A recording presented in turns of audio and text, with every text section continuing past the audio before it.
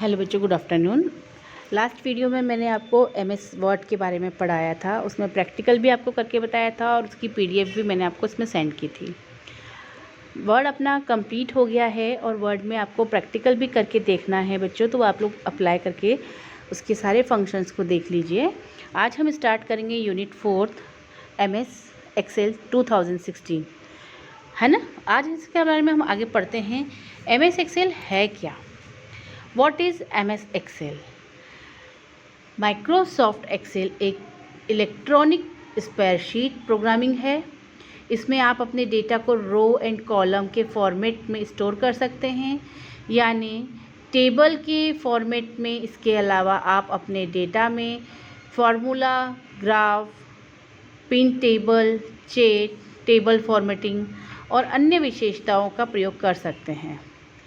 जैसा कि आपने देखा होगा, इसके अंदर एक रो और कॉलम के चेक्स बने रहते हैं, टेबल बनी रहती है। इसको हम इजीली एक शीट बना सकते हैं। उसको डेटा जैसे अपने स्टोर की शीट बनाते हैं कॉलम रो को यूज़ करके, वो बना सकते हैं, है ना। एमएस एक्सेल को स्प्रेडशीट एप्लीकेशंस भी कहा जाता है। ज़्यादातर आपने इसका उपयोग करके वास्तविक रूप में से देखा होगा, इसका यूज़ किया होगा। इसका उपयोग आपने एमएस विंडो वर्ड में, एमएससी OS ऑपरेटिंग सिस्टम में कर सकते हैं। इसे स्प्रेडशीट एप्लीकेशन मतलब कि एमएस एक्सेल में आप डाटा को रो एंड कॉलम में इंस्टॉल करके रो और कॉलम से मिलाकर जो एक बॉक्स बनता है उसे हम सेल कहते हैं। सेल बनती है जिसे आप अपना डेटा, टेक्स्ट और नंबर में रख सकते हैं। सबसे पहले आप एमएस एक्सेल की महत्व की जानकारी मैं आपको दूंगी। देखते हैं आगे क्या है। Microsoft Excel in an electronic spreadsheet program. In this you can store your data in format of row and column, that is in the format of table and appeared for the. You can also use formula, graph, pin table, chart table formatting and other features in your data. MS Excel is also called in spreadsheets applications. Mostly it used to, you can use in it Microsoft Word and MSCSO operating system. The spreadsheet applications means that in MS Excel you insert data into row and column cells or format by row and column, in which you can keep your data in text and number. First of all, you need to be aware of the very important components of MS Excel. So let's now. MS Excel के कुछ 5 महत्वपूर्ण घटक होते हैं। 5 means components MS Excel। First, row. आप यहाँ देख सकते हैं है हॉरिजेंटल लाइन, क्षैतिज रेखा जो दिख रही है उसे हम रो कहा जाता है। इसमें रो को नंबर से दिखाया जाता है। जो 1 2 3 दिख रही है, जैसा कि आपको डायग्राम में दिख रहा है, इसे हम रो कहते हैं। 5 important components of MS Excel. 5 main components of MS Excel. Row in MS Excel for most be scenes which are horizontal lines. It is called row. In this row is show in number. MS Excel में जो vertical line, खड़ी लाइनें जो दिखाई देती है उसे हम कॉलम कहते हैं। इसमें कॉलम को इंग्लिश अल्फ़ाबेट के से दिखाया जाता है। Column, vertical line in MS Excel, it is called a column. In this the column is shown in the English alphabets. जैसा कि आपको डायग्राम में दिख रहा है, रो एंड कॉलम। जहाँ पे रो एंड कॉलम दोनों मिल रहे हैं बच्चों, जिसे डायग्राम में दिख रहा है, जहाँ पे रो और कॉलम, जैसे कि ए अल्फ़ाबेट के फर्स्ट में दोनों जगह एक स्क्वायर बॉक्स दिखता है, उसे हम सेल कहते हैं। हम पढ़ते हैं सेल। जब रो और कॉलम इंटरेक्ट करते हैं तो सेल बनते हैं, जो आप नीचे की इमेज में देख ही सकते हैं। अभी आपको इसका भी डायग्राम बताऊंगी। रो 5 और कॉलम B मतलब सेल के फॉर्मूले में B5 बनता है। इसमें B5 सेल का एड्रेस होता है। एक्सेल में हर एक सेल का अपना एड्रेस होता है जो कि रो और कॉलम के नाम से मिलकर बनता है। सेल में आप डाटा टाइप या कॉपी पेस्ट कर सकते हैं। यह डाटा टेक्स्ट, नंबर और डाटा में हो सकता है। किसी भी सेल में लिखे डाटा को आप फॉर्मेट भी कर सकते हैं। Cell when row and column interact, a cell is format as you see in the image below. Row 5 column B is equal to cell B5 is format. Its contents of address of the B5 cell. Each cell in Excel has that one address which is made of row and column names. You can type or copy paste the data in the cell. This data can be in text, number and date. You can also do formatting in the data written in any cell. जैसा कि बच्चों आपको diagram में दिख रहा है, इस diagram दिख रहा है आपको सेल का। सेल नेम बॉक्स, ऊपर एक फॉर्मूला बार होती है जिसके अंदर सेल का नेम आता है B5, जहां हमने नंबर की रो 5 ली हुई है और कॉलम का B लिया हुआ है। रो और कॉलम को मिला के स्क्वायर में जो बॉक्स बन रहा है बच्चों, वो हमारा सेल कहलाता है B5, जैसा कि आपको इस डायग्राम में दिख रहा है। और ऊपर टॉप पे फॉर्मूला बार भी आपको दिख रहा है। वर्कशीट, अब इसी तो हो गया हमारा रो कॉलम सेल।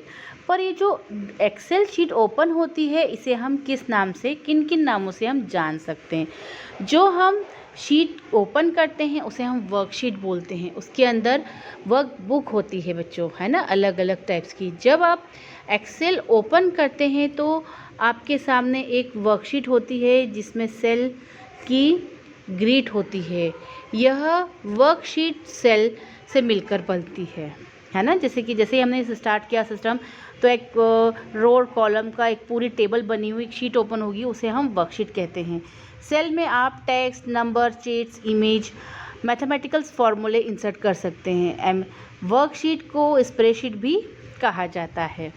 ओके, अब जब वर्कशीट ओपन होती है बच्चों, तो उसके अंदर एक 1 2 3 करके उसी शीट के अंदर और भी वर्कशीट्स होती है। वो शीट्स नहीं कहलाती है, वो वर्कबुक कहलाती है। वर्कबुक एक्सेल की एक फ़ाइल होती है जिसमें एक से ज़्यादा वर्कशीट्स होती हैं। यहाँ आपको हम कह सकते हैं कि वर्कशीट के ग्रुप होते हैं, शीट नंबर 1, शीट नंबर 2, 3, 4, 5, 10, जितना भी आप वहाँ लेना चाहें को वर्कबुक कहा जाता है। वर्कबुक में आप वर्कशीट को ऐड, डिलीट, हाइड और प्रोटेक्ट भी कर सकते हैं। Worksheet, when you open Excel, you have a worksheet in front of you in which there is a grid of cell. This worksheet is made upon cell. In cell you can insert text, number, charts, image and mathematical formulas. A worksheet is also called a spreadsheet. A workbook is a file in Excel which connect one or more worksheet, or you can also say that the group of worksheet, sheet number 1, sheet number 2, sheet number 3, sheet n is called workbook. You can also add, delete, hide and protect the worksheet in the workbook.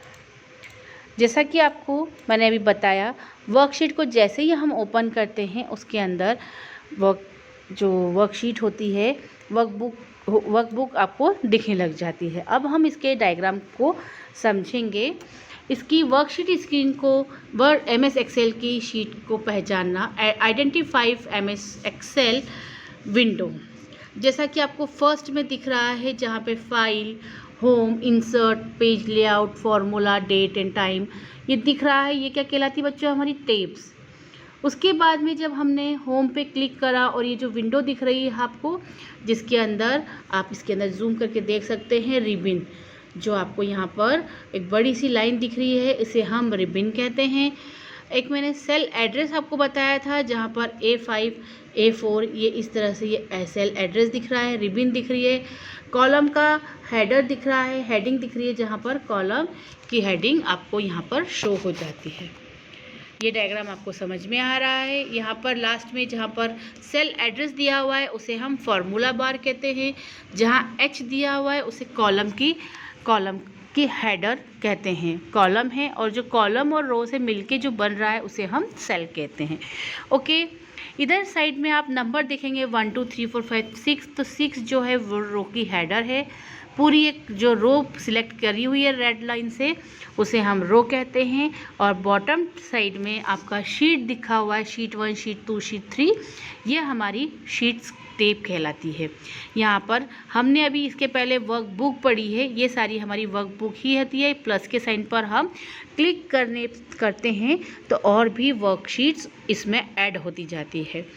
आपके right hand side पे page view, zoom, outline दिख रहा है, यहाँ से आप उसको save देख सकते हैं। ओके, तो ये इसका एक्सेल का स्ट्रक्चर है जिसे आपको अपनी कॉपी में बनाना है विथ लेबलिंग के साथ, विथ लेबल। अब हम पढ़ते हैं, इसमें एक टाइटल बार होता है, एक फार्मूला बार होता है, एक्टिव सेल होता है ना, नेम बॉक्स होता है। जैसे कि आपको फर्स्ट पे जो दिख रहा है टाइटल बार, जहाँ पर ऊपर एक लाइन दिख रही है वहाँ पर एक्सेल 1 लिखा हुआ है, उसे हम टाइटल बार कहते हैं। जहाँ पर A5 या B5 हमें दिख रहा है उसे हम फार्मूला बार कहते हैं। जैसा कि आपने MS एक्सेल में टाइटल टूल बार देखा, डायग्राम में दिख रहा है हमें टाइटल टूल बार, जहाँ पे हम अपनी फाइल को जब सेव करते हैं तो एक टाइटल आता है, उसमें हम अपनी फ़ाइल को सेव कर सकते हैं। जहाँ पे हमने B5 करके एक फार्मूला देखा है उसे हम फार्मूला बार कहते हैं। जहाँ पर रो और कॉलम एक दोनों जुड़ रहे हैं, जहाँ से उसे हम सेल कहते हैं। ओके, एक्टिव, और उस सेल को हम एक्टिव कहते हैं जहाँ पे हमारा कर्सर रहता है। मान लो हमें C के 1 से कुछ लिखना स्टार्ट करना है, रो 1 और कॉलम C, तो जो एक्टिव सेल होगा उस पर हम उसे सेल कहेंगे। नेम बॉक्स में जहाँ पर एक्टिव सेल होता है उसका एड्रेस आता है।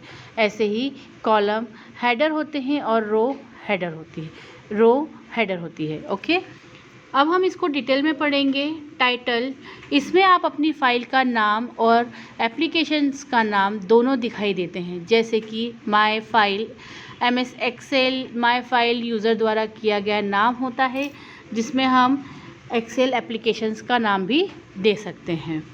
फार्मूला, यूज़र द्वारा एक्टिव सेल में टाइप किया गया फार्मूला या टेक्स्ट फार्मूला बार में दिखाई देता है। किसी भी सेल को कनेक्ट या फार्मूला बार में एडिट भी कर सकते हैं। ठीक है, एक्टिव सेल, जिस सेल को आप वर्तमान में सिलेक्ट करते हैं, जो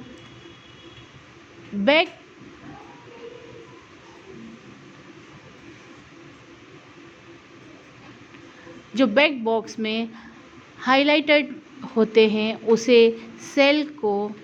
सेल को एक्टिव सेल कहते हैं। जैसे कि आप नीचे इमेज में देख सक रहे हैं, अभी अपन ने इमेज में उस चीज़ को मैंने आपको शो करके बताया।